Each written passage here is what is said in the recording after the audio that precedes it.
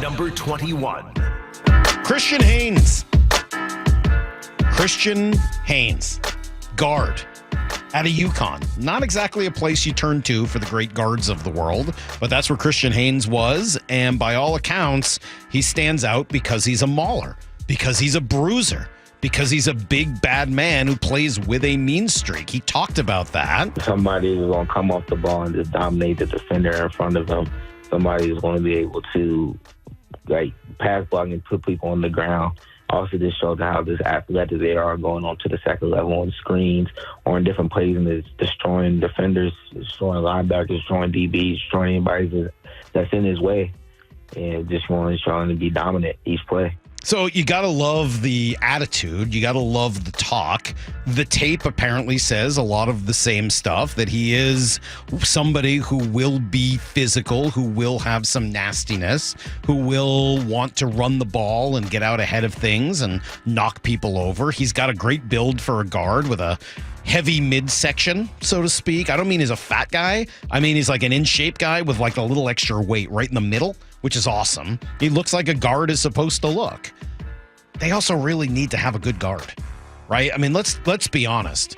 The two biggest position group weaknesses on this team are interior offensive line and linebacker, depending on what you think of the quarterback, right? I mean, they've got some really great talent at wide receiver, 2 second-round picks at running back.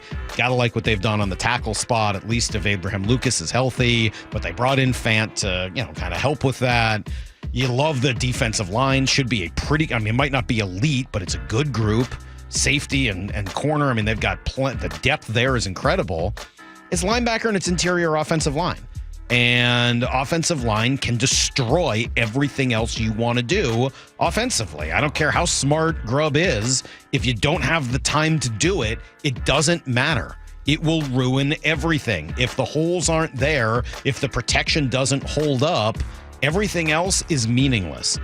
And they drafted him as their top offensive lineman this year, looking to replace a guy that left last year, that Damian Lewis had some issues, but got paid a tremendous amount of money to go somewhere else and be a stud there.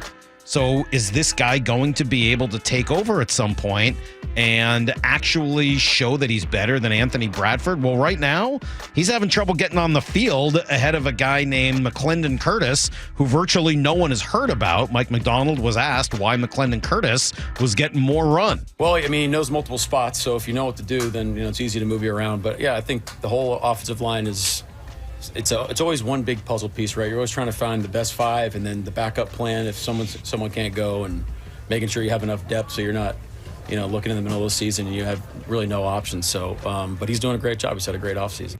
Okay. The one thing I hear there, because I believe the question was, why McClendon Curtis with the ones over Christian Haynes?